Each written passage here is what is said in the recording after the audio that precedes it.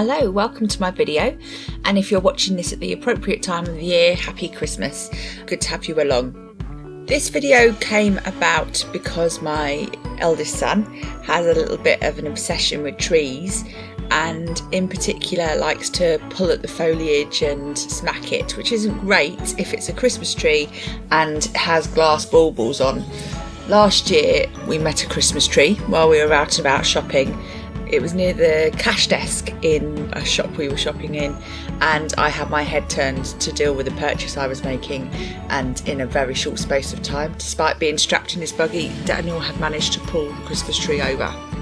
One can only imagine the type of damage he would cause if he was given full access to a Christmas tree in the home over the Christmas period. We've not actually ever done that since he was about 18 months old and unable to crawl or walk. So we are trying to think of ways that we can make our home feel festive and have even maybe something representing a Christmas tree without having any danger to Daniel or the little brother who now follows him around like a little lost lamb.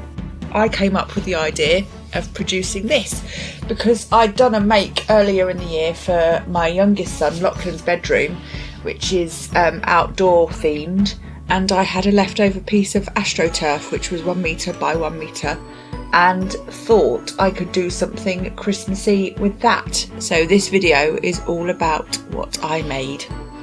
So first to the materials I used. As I said, I had a 1 metre by 1 metre square of artificial grass left over. That cost me about £8.95 this summer from a local DIY store. I went out and bought a piece of plain softwood, which was 18mm by 25mm by 2.4 metres. I bought a pair of picture brackets, which are to mount to the frame of the Christmas tree we're making and screw it into the wall. I needed 6 3.5 by 40mm wood screws, which I already had. I needed approximately 80 3mm by 20mm wood screws, which I also already had. I used some PVA glue, which I already had, and some green thread. My next ingredient is a little bit vague because I've put 2 rule plugs and corresponding masonry screws. This is because what you will need will depend on what kind of wall you're drilling into. So if you're going into a solid masonry wall, you probably get away with using red rule plugs, and then you could even work with 2 more of the wood screws that you've used above. But if you've got something that's plasterboard, then you probably need some special plasterboard plugs. It's depending on what wall you're working with, but the frame itself and the Christmas tree itself isn't very heavy, so you shouldn't need to go super heavy duty with it. And then I've been a bit vague again and put lights and decorations because that's to your taste. So if you're making this because you have a child that you think will interfere with your Christmas tree and possibly injure themselves, then you may want to do what I've done and make your decorations out of cardboard. Leftover food packaging, in fact, I used. But if you're just doing this because you like the look, or you've got a space that's quite small that you live in and you would like to have something that doesn't take up too much space on the floor, then you could go and decorate with baubles yourself and other ornaments that would shatter if they were in my home. The equipment I used was a Bosch multi-tool with a wood blade. Now, you could, if you're a little bit nervous about power tools, use a handsaw to do this. I find I'm quite good with the Bosch. I find that I'm able to do quite a neat and accurate cut with it. It doesn't produce much sawdust, so that's what I work with. But you may want to tackle this in other ways when you see what the cuts are, because they're very small really, and you could go with a hand tool to make it less dangerous if you're nervous. I use a cordless Makita drill screwdriver. I love my Makita. My kids are probably lucky that neither of them are girls, because it could be my girl name. I love it so much. I used a 2mm wood drill bit, a 6mm masonry drill bit just as a guide. That might be the size that you want to go for.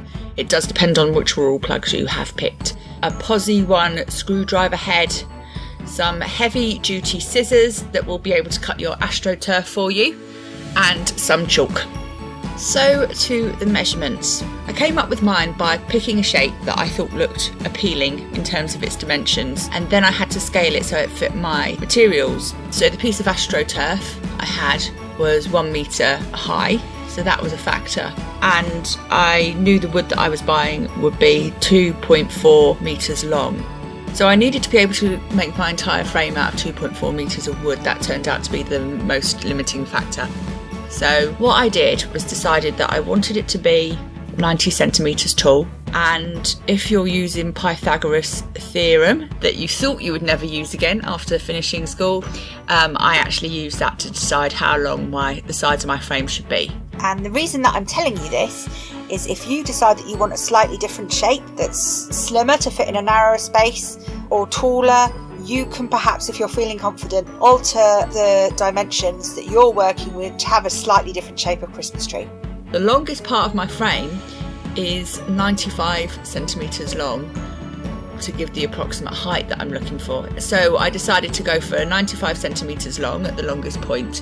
I cut out the piece of paper, partially to make sure that I was making something that I thought was aesthetically appealing in terms of its dimensions, but also because it helps me get the correct angle that I want for cutting up my wood. You can fold over your paper cutout of what you would like your tree to look like and apply that so that you are getting the correct angle for your tree. So 95 is the longest bit. You want the point of the triangle to start there and point backwards, and so that the shortest part of the side will come up actually is slightly shorter than that. So you can just use your pencil or pen to get the correct angle as shown in the video. So as you can see, I've made my cut with my multi-purpose tool, and the good thing is you only need one cut to get the correct angle on both pieces of wood, because they come together in a point like you would like them to get that Christmas tree shape.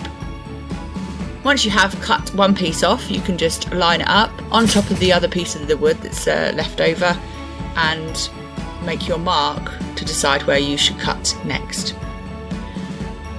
Once you have the two pieces of wood the correct length that you need them, you join them together at the top. Use 2 of the 3.5 by 40mm wood screws and go into the sides of the frame. I always use a fine wood bit to make a pilot hole when I'm joining wood with wood screws.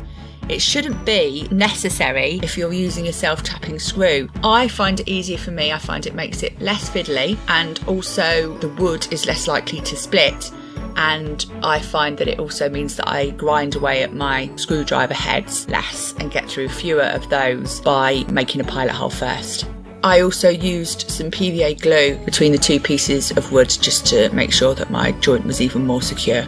Once you have your now V-shaped piece of wood, you will have a leftover piece that you can use to be the base. And rather than pre-measure it or measure it in any way whatsoever, I just offered it up to my V-shaped piece of wood and made the lines that I needed to know where to cut to get my bottom piece of the frame. So once you have drawn those lines and cut across them, you'll find that the base fits snugly into the two sides, and you can just go in with 2 more of the wood screws that you've got, the 40mm ones, into each join so that it doesn't rotate and it sits nice and firm when you're wanting to work with it for the rest of the project.